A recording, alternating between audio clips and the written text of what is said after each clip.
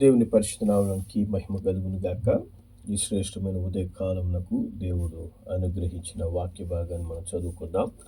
లూకాసు వార్త 9వ అధ్యాయము 23వ వచనాన్ని మనం చదువుదాం. మరియు ఆయన అందరితో ఇట్లనెను, ఎవడైనను నన్ను వెంబడింపగోరిన ఎడల తన్ను తాను ఉపేక్షించుకొని ప్రతి దినము తన సిలువను ఎత్తుకొని నన్ను వెంబడింపవలెను. కాబట్టి ప్రభు అయిన యేసు తనను వెంబడింప కోరిన వారిని, అనగా ఎవరిని కూడా దేవుడు నన్ను వెంబడించాలి ఖచ్చితంగా అనేటువంటి మాటలు ఆయన చెప్పడం లేదు. కానీ ఎవరైతే ఇష్టపూర్వకంగా రక్షణ అనుభవం పొందుకోవాలి, ప్రభు అయిన యేసుని నేను అనుసరించాలి, మారు మనసు కావాలి అనేటువంటి ఆశ, తపన ఉండి దేవుని వెంబడించాలని మరి నిర్ణయించుకున్న వాళ్ళను దేవుడు చెప్తున్నాడు, ఎవరైతే నన్ను వెంబడించాలని కోరుకుంటున్నారో తన్ను తాను ఉపేక్షించుకొని ప్రతి దినము తన సిలువెత్తుకొని నన్ను వెంబడించాలి. ప్రతి దినము మరి నిన్ను నీవు ఉపేక్షించుకునే అనుభవంలోను, మరి ప్రతి దినము సిలువెత్తుకొని దేవుని వెంబడించాలని కోరుతున్నాడు. మరి ప్రతి దినము అనగా మరి ఒక ప్రత్యేకమైన టైం పీరియడ్లో మట్టుకే కాదు, మనము ఈ లోకంలో జీవించినంత కాలం, ఈ లోకంలో సజీవులుగా ఉన్నంత కాలము మనము సిలువ ఎత్తుకొని యేసుని అనుసరించాల్సిన వారమై ఉన్నాం. ప్రతి క్షణము మనము సిలువ ఎత్తుకొని నడవాల్సిన వారమై ఉన్నాం. మరి సిలువ మనకు రెండు అనుభవాల్ని మనకు తెలియజేస్తుంది. చాలామంది ఏమనుకుంటుంటారంటే సిలువ అనగా అది శ్రమకు సూచన, అది మరణానికి సూచన, అది ఎంతో కష్టమునకు సూచన అని చెప్పి. కానీ సిలువ రెండు కార్యాలను మనకు తెలియజేస్తుంది. దాంట్లో మొదటి అనుభవాన్ని ఈరోజు మనం ధ్యానిద్దాం. మరి సిలువ శ్రమను, మరణాన్ని మనకు కనబరుస్తుంది. మరణానికి, శ్రమకు సూచన ఉంది. ప్రభు అయిన యేసు కూడా మరి దేవుని వాక్యాన్ని మనం గమనిస్తే మత్తయి సువార్త 27వ అధ్యాయము 26వ వచనంలో దేవుని వాక్యం ఈ విధంగా చెప్తుంది. అప్పుడు అతడు వారు కోరినట్లుగా బరబ్బను వారికి విడుదల చేసి యేసుని కొరడాలతో కొట్టించి సిలువ వేయ అప్పగించెను. కాబట్టి యేసు ప్రభువుని కొరడాలతో కొట్టి, ఆయనని హింసించి, ఆయనకు మరి చేతుల్లో కాళ్ళల్లో మేకులు కొట్టి ఘోరమైనటువంటి మరణానికి అప్పగించారు. అట్టి మరణాన్ని ప్రభు అయిన యేసు సంతోషంగా స్వీకరిస్తూ ఉన్నాడు. కాబట్టి సిలువ శ్రమకు, మరణానికి సాదృశ్యమై ఉంది. మరి యేసు ప్రభు తన్ను తాను అట్టి శ్రమను స్వీకరించడానికి అప్పగించుకున్నాడని దేవుని వాక్యం చెప్తుంది. ఎవరు కూడా ఆయనను సిలువ వేసేంత శక్తిమంతులు లేరు. ఎందుకంటే ఆయన సృష్టికర్త అయిన దేవుడు. మరి తను తాను అప్పగించుకున్నాడు కనుకే ఆయన సిలువ వేయగలిగారు.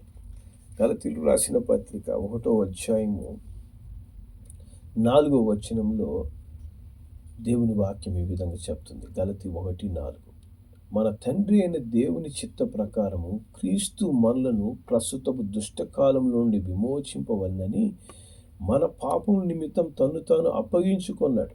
కాబట్టి ఇక్కడ వాక్యం స్పష్టంగా ఏం చెప్తుందంటే, తండ్రి చిత్తాన్ని నెరవేర్చడానికి ప్రభు అయిన యేసు తన్ను తాను మరణానికి, శ్రమకు అప్పగించుకున్నాడంట.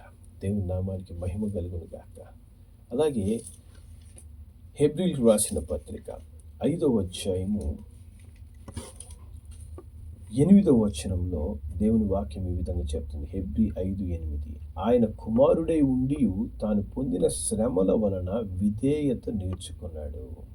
చూడండి, ప్రభు అయిన యేసు సిలువలో శ్రమ పొందుకున్నాడు. అట్టి శ్రమ ద్వారా మరి విధేయతను నేర్చుకున్నాడంట. కాబట్టి సిలువ శ్రమను, మరణాన్ని సూచిస్తుంది. కాబట్టి నిన్ను కూడా అట్టి సిలువ ఎత్తుకొని ఆయన అనుసరించే అనుభవం నీకు కలిగి ఉండాలంటున్నాడు దేవుడు. ఎప్పుడు? ప్రతి దినము నువ్వు సిలువ ఎత్తుకునే అనుభవంలో నువ్వు ఉన్నావా?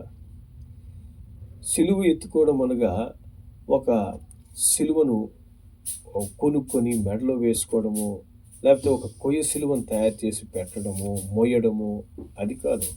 ప్రతిదినము నువ్వు సిలువ ఎత్తుకొని వెంబడించడం అనగా క్రీస్తు నిమిత్తము నువ్వు శ్రమ, మరణాన్ని పొందుకునే అనుభవం. క్రీస్తు నిమిత్తం శ్రమ పొందడం, క్రీస్తు నిమిత్తము మరణించే అనుభవం.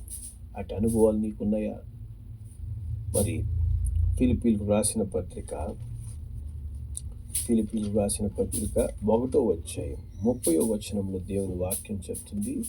ఫిలిప్పీ 1:30, క్రీస్తునందు విశ్వాసం ఉంచుట మాత్రమే కాక ఆయన పక్షమున శ్రమపడుటయు ఆయన పక్షమున మీకు అనుగ్రహించబడెను.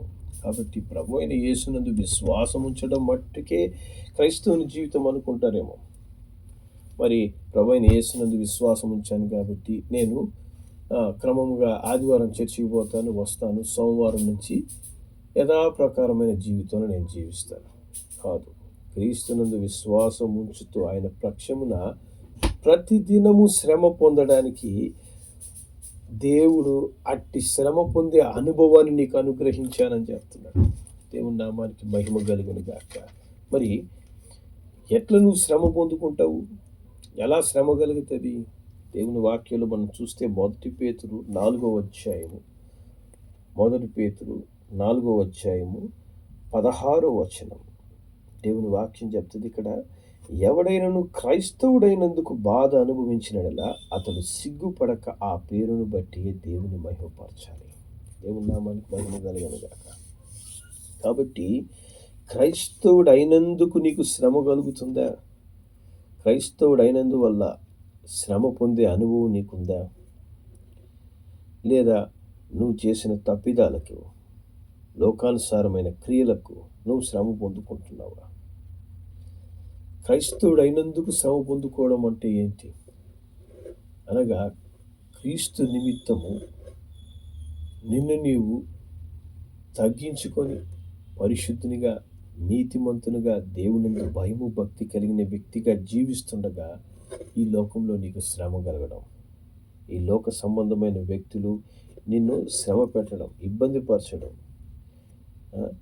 క్రైస్తవుడంటూ హేళన చేయడం, ప్రభు అయిన యేసుని శిలువ మీద గేలి చేశారు, అవమానపరిచారు, నింద పెట్టారు, మరి శిలువ నుంచి దిగిరమ్మని చెప్పారు. అవును, చాలామంది కూడా క్రైస్తవులు ఏమంటారంటే, అబ్బా నువ్వు మట్టుకే పరిశుద్ధుడువా, నువ్వు మట్టుకే దేవుని బిడ్డవా, నువ్వు మట్టుకే క్రైస్తవుడు అని చెప్పి నేను ఏదో దేవుని ఎదురు నుంచి వచ్చిన విధంగా మరి అబద్ధాలు ఆడవు, చెడు మాటలు మాట్లాడవు, పరిశుద్ధంగా ప్రవర్తిస్తున్నావే అని ప్రభు అయిన యేసుని గేలి చేసినట్లు క్రైస్తవుడైన మనలను బాధ పెడుతుంటారు.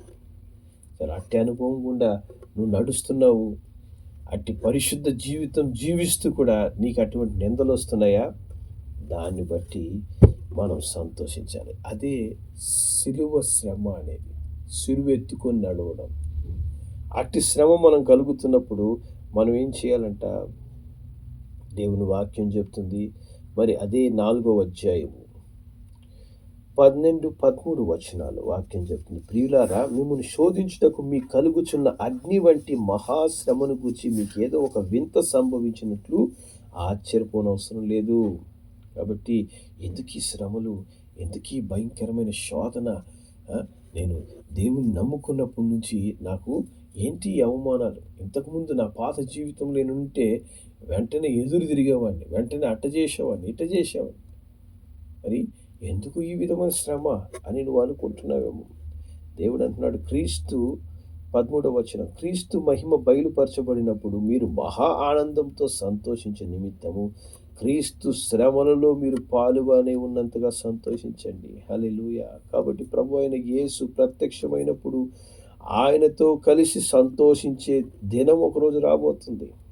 కాబట్టి యేసుతో కూడా నేను శ్రమ పొందుకుంటున్నాను, యేసయ్యతో కూడా ఇటు శ్రమలో నేను ముందుకు నడుస్తున్నానని సంతోషించమని దేవుని వాక్యం చెప్తుంది. 14వ వచనం చెప్తుంది, క్రీస్తు నామము నిమిత్తం అనగా క్రైస్తవుడని పేరు పెట్టడం వలన, క్రైస్తవునిగా క్రీస్తు పోలిన జీవితం నువ్వు జీవిస్తున్నందువల్ల మీరు నింద పాలైనడల మహిమా స్వరూపైన ఆత్మ అనగా దేవుని ఆత్మ మీ మీద నిలుచున్నాడు కనుక మీరు ధన్యులు.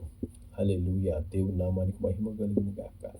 ఎప్పుడైతే ఒక క్రైస్తవుడిగా యేసయ్య బిడ్డలా నువ్వు జీవించేందుకు పరిశుద్ధంగా పవిత్రంగా జీవిస్తున్నప్పుడు నింద పాలవుతున్నావా, అవమానం పొందుకుంటున్నావా, దేవుడు అంటున్నాడు పరిశుద్ధాత్మ దేవుడు నీ మీద నిలుస్తాడు. హల్లెలూయా. మహిమా స్వరూపైన ఆత్మ నీ మీద నిలిచి నిన్ను నిన్ను ఆశీర్వదిస్తాడు, నిన్ను బలపరుస్తాడు. ప్రభు అయిన యేసును కూడా ఆ దినమున పరిశుద్ధాత్మ దేవుడు మరి బలపరిచాడంట గెత్సేమనే తోటలో. అదేవిధంగా నిన్ను కూడా ఆత్మదేవుడు బలపరుస్తాడు. ఆయన నీ మీద నిలుస్తాడు కనుక నీవు ధన్యుడవు అంటున్నాడు. హల్లెలూయా. కాబట్టి ఇట్టి శ్రమ అనుభవము నిజమైన దేవుని బిడ్డకు ప్రతి దినము కలుగుతుంటుంది. ప్రతిదినం అనుభవిస్తాడు. అట్టి శ్రమ గుండా నువ్వు నడుస్తున్నావంటే నిజంగా నువ్వు ప్రతిరోజు సిలువెత్తుకొని వెంబడిస్తున్నావు. హల్లెలూయా. రెండవదిగా సిలువ దేనికి సూచన అంటే మరణానికి సూచన. ప్రభు అయిన యేసు కల్వారి సిలువలో తను తాను మరణానికి అప్పగించుకున్నాడంట. హల్లెలూయా. దేవుని నామానికి మహిమ కలుగును గాక. మరి నీవు నేను మరణానికి అప్పగించుకున్నామా? మరణానికి అప్పగించుకున్న అనుభవం మనకుందా? మరి గలతీలు రాసిన పత్రిక 5వ అధ్యాయం గలతీ 5:24 దేవుని వాక్యం చెప్తుంది, క్రీస్తు యేసు సంబంధులు శరీరమును దాని ఇచ్చలతోనూ దురాశలతోనూ సెలవు వేసి ఉన్నారు. కాబట్టి శరీరానికి మరణించే అనుభవం ప్రతి దినము మన శరీరం ఉప్పొంగుతుంటుంది. శరీరం ఏదో ఒక పాప తలంపుతో పాప ప్రేరేపణను కలగజేస్తూ ఉంటుంది. దేవునికి విరోధమైన క్రియ చేయడానికి మనలో ఉండి మనకు విరోధంగా పనిచేసే మొదటి శత్రువు అంటే శరీరమే. ఈ శరీరము ఎప్పుడైతే ప్రభువుకి విరోధమైన ఆలోచనలు, ప్రభువుకి విరోధమైన క్రియలు చేయటకు ప్రేరేపిస్తుందో అప్పుడు మనం ఏం చేయాలంట? దాన్ని తన ఇచ్చలతోనూ దురాశలతోనూ సిలువ వేసేసేయాలి. శరీరానికి మనం మరణించినప్పుడే శరీర క్రియలు మనం చేయం. లేకపోతే శరీర క్రియలతో మన జీవితాన్ని నింపుకుంటాం. శరీర క్రియలకు మనం మరణించే అనుభవం కావాలి. ఎప్పుడు? ప్రతిదినం మరణించాలి. హల్లెలూయా. ప్రతిదినము మరణించే అనుభవం మనకు ఉండాలి. దేవుని నామానికి మహిమ కలుగును గాక. అంతేకాకుండా గలతీలు రాసిన పత్రికలోని 6వ అధ్యాయం 14వ వచనం దేవుని వాక్యం చెప్తుంది, అయితే మన ప్రభు అయిన యేసు క్రీస్తు సిలువ యందు తప్ప మరి దేని యందు అతిశయించుట నాకు దూరమవును గాక. దాని వలన నేను నాకు లోకమునకు నేనును సిలువ వేయబడి ఉన్నాము. హల్లెలూయా.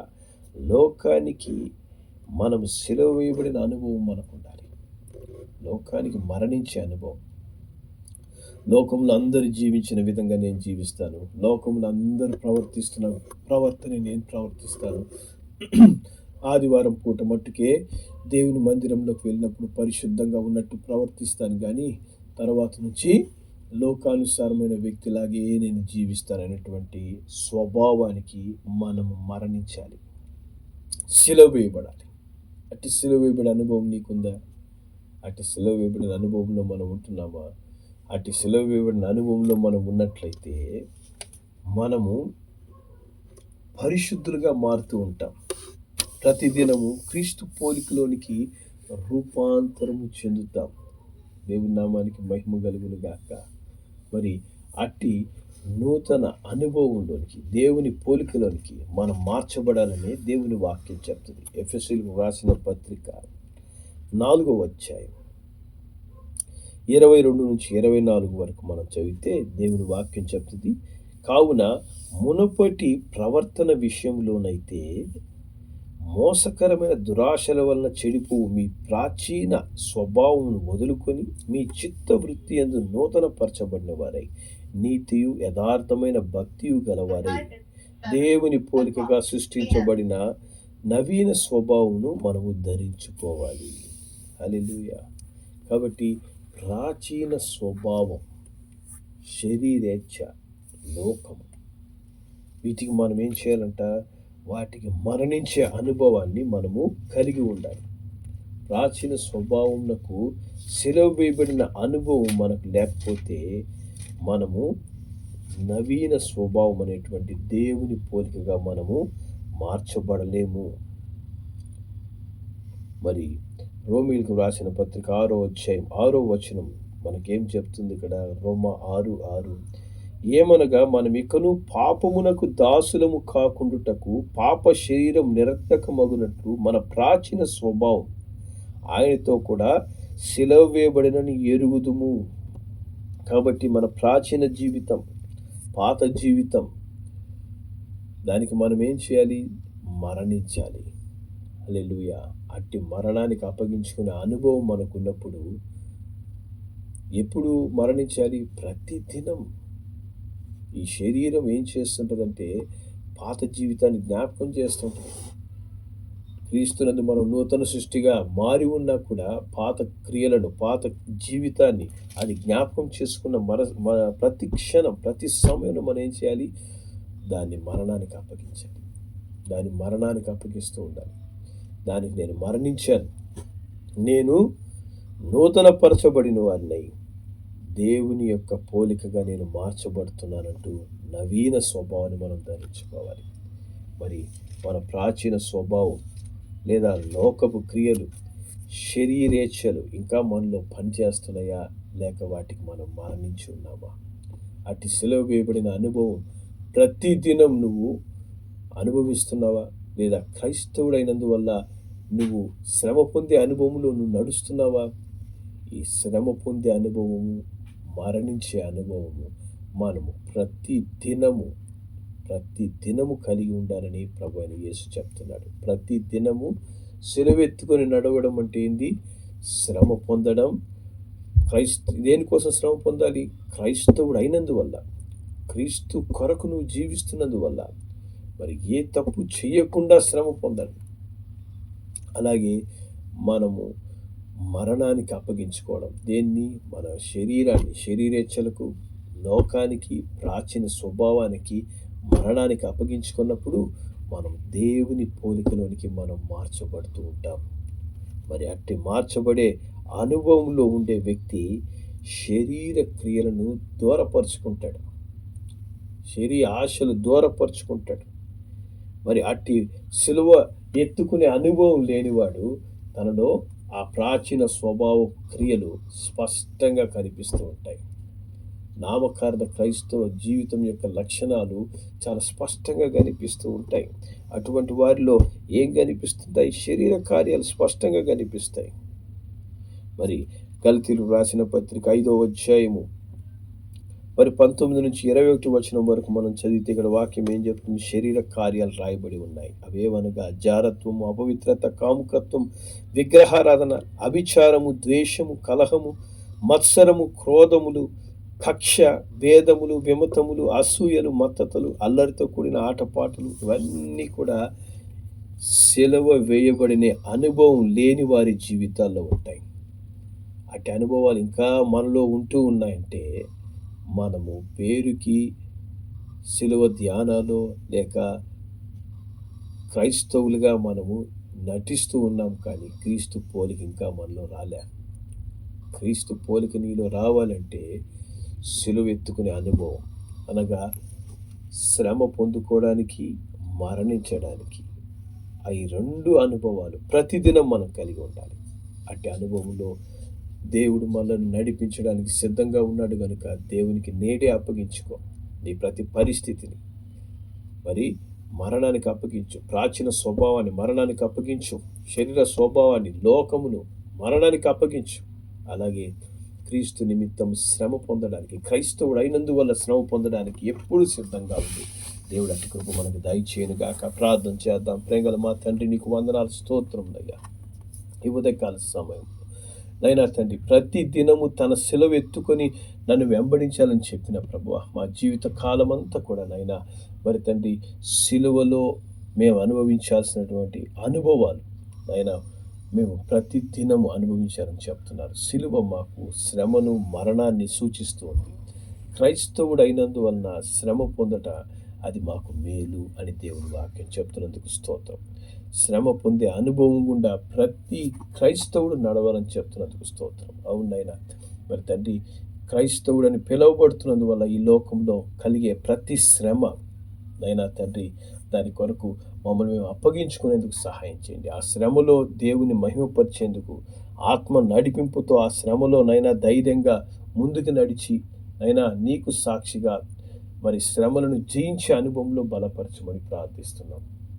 అదేవిధంగా నైనా శిలువ మరణాన్ని సూచిస్తూ ఉండగా యేసయ్య మీరు సెలవులో మరణానికి అప్పగించుకున్నట్లు మేము కూడా నైనా మా శరీరాలను శరీరేచ్ఛలకు లోకమునకు ప్రాచీన స్వభావానికి మరణానికి అప్పగిస్తూ క్రీస్తు పోలికను సంతరించుకునే అనుభవంలో మమ్మల్ని బలపరచండి, నడిపించండి. ఎట్టి శరీర క్రియలు ఇక మాలో లేకుండా మమ్మల్ని దేవుని పోలికలో పరిశుద్ధపరచమని నడిపించమని యేసు అతి శ్రేష్టమైన నామములో ప్రార్థించి అడిగి వేడుకుంటున్నాం తండ్రి.